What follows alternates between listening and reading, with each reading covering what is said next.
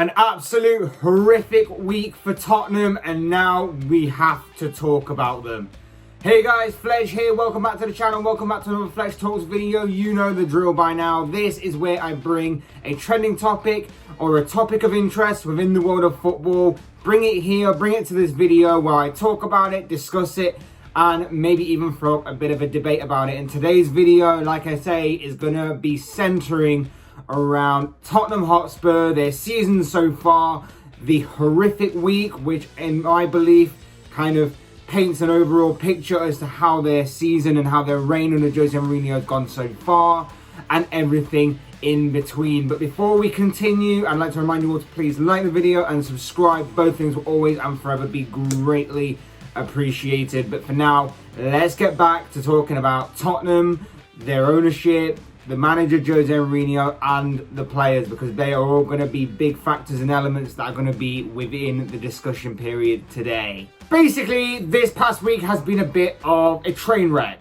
a car crash, a horrific week in the lives of Tottenham Hotspur, their club career, their club history, the manager's history, the fans, who everybody associated with Tottenham. It has just been one horror show of a week, a shocking week. It began with a poor performance and defeat to local rivals and fierce rivals Arsenal last Sunday, in which Spurs lost 2-1, and their disappointment continued into the week and into the Europa League game, where they crashed out of that competition at the hands of Dynamo Zagreb.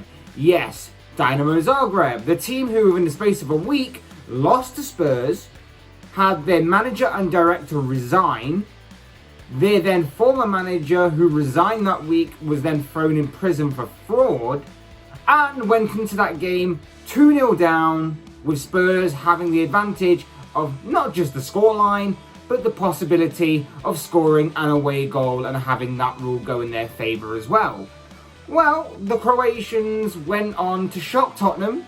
They went on to shock them, forcing the game into extra time, with a scoreline of 2-0 by the end of 90 minutes. And then in the second half of extra time, they scored that all-important third goal and went on to protect their lead with everything that they had, with some last-ditch defending and everything thrown into that performance to see the game out, as it was enough for them to sail on through into the quarterfinals of the Europa League competition. It was truly an incredible night for Zagreb, a stunning and fantastic comeback and performance. And also a mention about Mislav Orsic, who scored all 3 goals on the night in what was truly a great hat-trick and an incredible performance by him. He really dragged and forced Zagreb's way into the next round of that competition. But really, they shouldn't have had a chance, right? Going into that game with a 2-0 scoreline in their favour, I think many would have assumed that Tottenham would have probably been in control of that game and probably would have seen the game out in a professional way. You know, they get an away goal, meaning that Zagreb would have to have scored 4 on the night, and that would pretty much have killed the game off. I think that's what many people were expecting to happen. Instead, Spurs sat back, really threatened, almost took their opponents too lightly, and overall, you'd have to say they got what they deserved. They got the defeat that they deserved because of their negative tactics and their negative attitude towards the game, thinking it was already over when there was still a whole 90 minutes of football still to play. And you never take anybody lightly, especially not in the Europa League or any other competition for that matter. But this result has left, in my mind anyway, a lot of questions that need to be asked from everybody, from the players on the pitch to the board, the ownership, and everybody in between, and especially the manager himself, Jose Mourinho. This result would have in no way, the result should have in no way happened. Like, a loss can happen. Zagreb can beat Tottenham.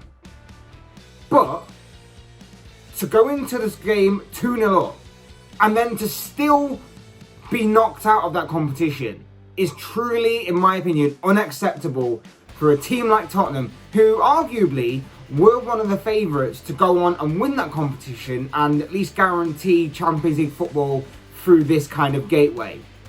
I just think it's truly unacceptable that they went into this game with that scoreline, played the way they did, and then got knocked out.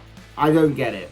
And like I said, I don't think it's just this week that has been a problem for Tottenham, but I'm going to take this week as a like overall picture as to what has transpired over Spurs' season and ever since Mourinho took over.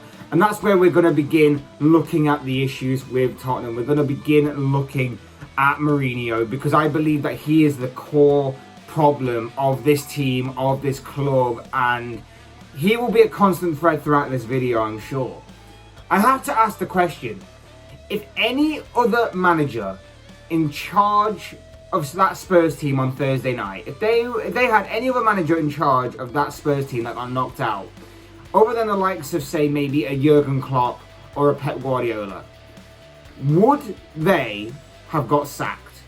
Because I firmly believe that the answer would be yes. I firmly believe that any other manager, other than Mourinho, other than Klopp, other than Guardiola, would have been sacked. With what Tottenham have, with what Tottenham went into that game with, and the scoreline in their favour, the kind of players they had that night, the away goal rule firmly within their hands, they should have been able to see that game out.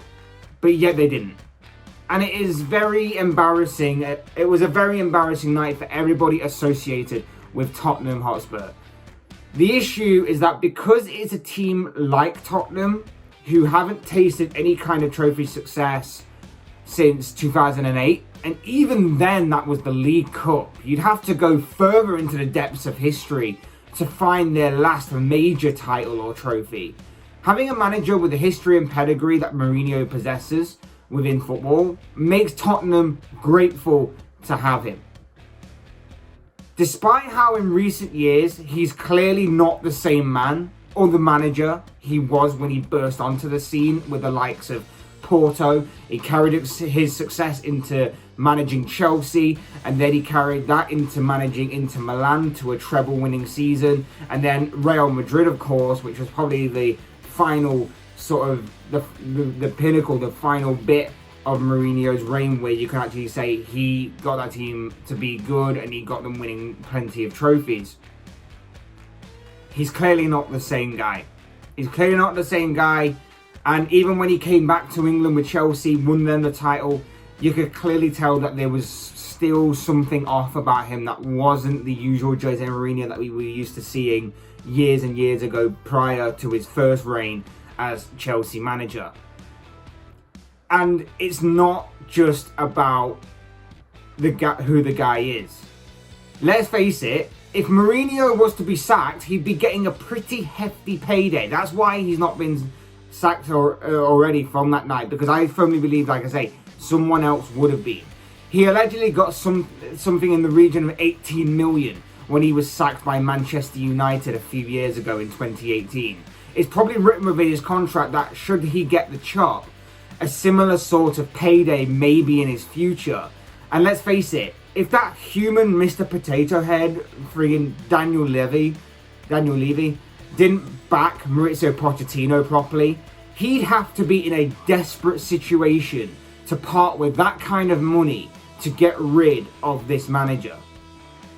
A manager, like I say, he's very fond of. If you watch the Tottenham documentary on Amazon Prime, you know that he's very fond of him. He likes him. He rates him highly as a manager. He thinks he's one of the best. And maybe once upon a time, maybe Mourinho was, but that was a long time ago. This is a different era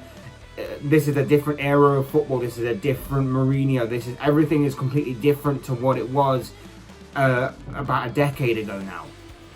It's just the way it is, and you know, like I say, the money issue for them is going to be a problem. And as I mentioned, step away from these results, step away from the Arsenal defeat, step away from the Zagreb defeat and being knocked out of that Europa League competition. Look at his overall time with Spurs. Has anything really changed in the year and a bit that he's been in charge of since obviously Maurizio Pochettino? I don't think it has. Tottenham, in my eyes, are still dropping points in games that they should be winning. Maybe dropping even more points under Mourinho than what they did when they were under Pochettino. Tottenham have lost to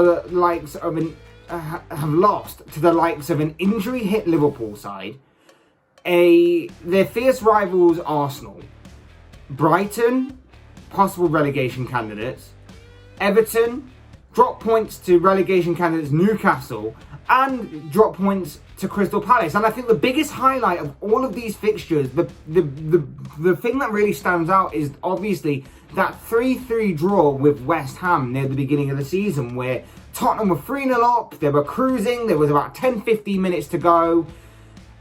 And then from nowhere, David Moyes managed to pull the rabbit out of the hat. They managed to come back and take a point. 10-15 minutes, they scored 3 goals, they equalised right at the very death of the game, and they took a point.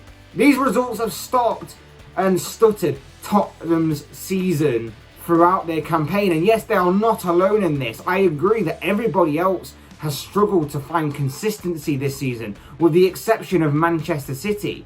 However, for a Mourinho team who prides itself on a defensive mindset whilst possessing 2 world-class attacking players in Harry Kane and Son Heung-min, to drop points in these games on a regular basis is crazy to me, and as accumulation, unacceptable. And yeah, I mean, Tottenham's season isn't exactly over still. They still could actually end up at the end of this campaign with a trophy, because they're still in the Carabao Cup. The final is being played at the end of the season this year because of obviously the COVID thing. They're praying that they're allowed spectators again in the stadium for the final in order to recuperate some money and have the fans obviously back in the stadium as preparations begin for the following campaign. They still could win that competition, and as we all know, Jose Mourinho has enjoyed success in this competition. He's enjoyed winning this trophy on several occasions, whether he did it with Chelsea or whether he did it with Manchester United.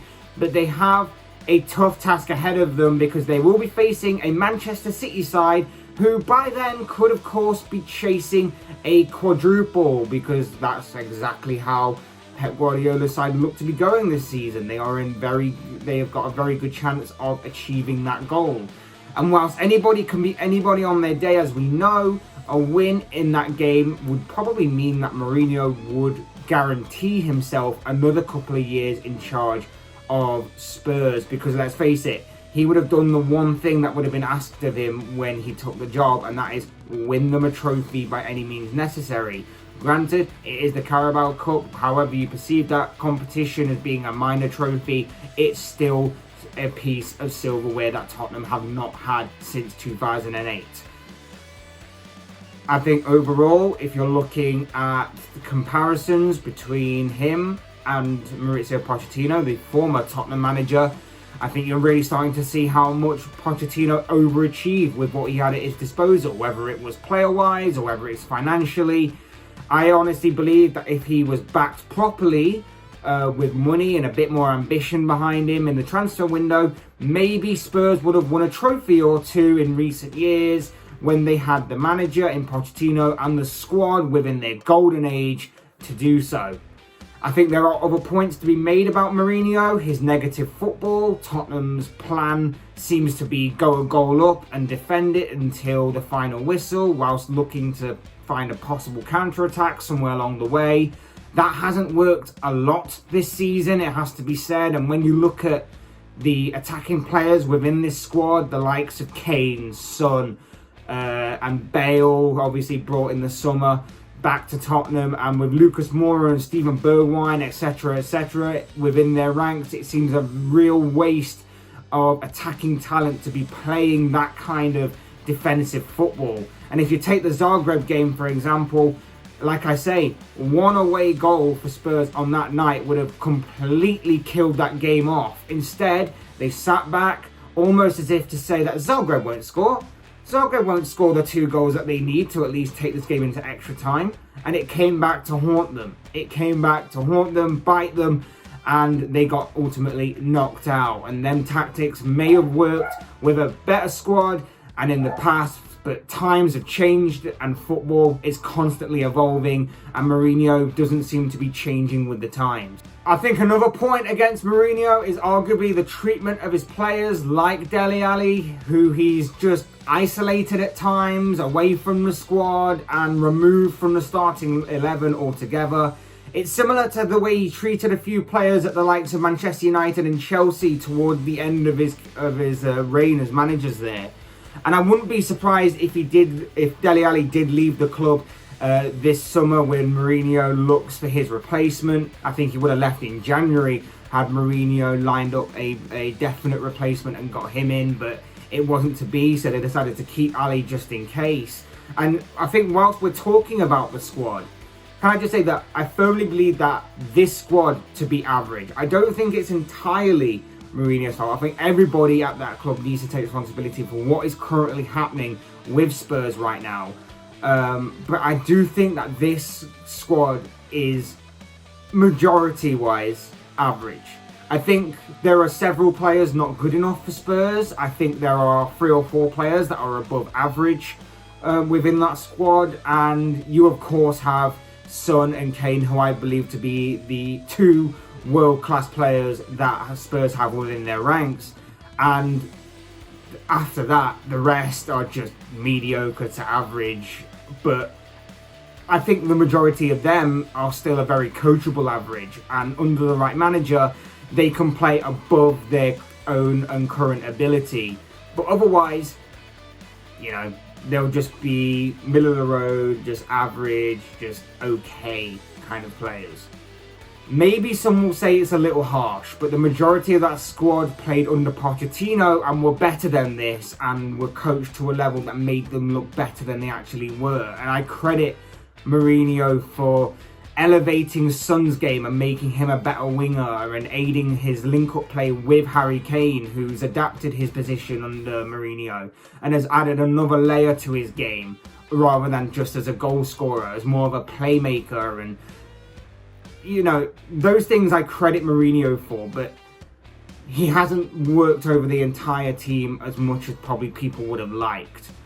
And, you know, simply for the reason that those two have been bright lights in an otherwise dull and up and down yo-yo kind of season for Spurs. You know, when you look at the table and you see that Leicester and West Ham are above them, with Chelsea and Liverpool for all the faults and all the problems and issues that both them clubs have had this season, and you look around them and you have to wonder and look at how and why this squad, with the manager that they have, the players that they have, are not performing better and they are not firmly challenging for a top 4 spot. It's baffling to me. It's baffling that they are still ranked as outsiders for a top 4 finish this season, despite the fact that they have had Kane and Son on arguably their best season as a partnership and as individuals. And you see the teams around them that with so many other problems, and you know, like I say, West Ham, Leicester, would you really have expected them to finish above Tottenham? Maybe Leicester, but definitely not West Ham. So I just think everybody, the squad, manager, ownership, all need to take responsibility for why Tottenham are currently ranked as outsiders for the top 4, out of the Europa League. Champions League looks a bit of a stretch now for them. They just got to put all their eggs in that League Cup basket.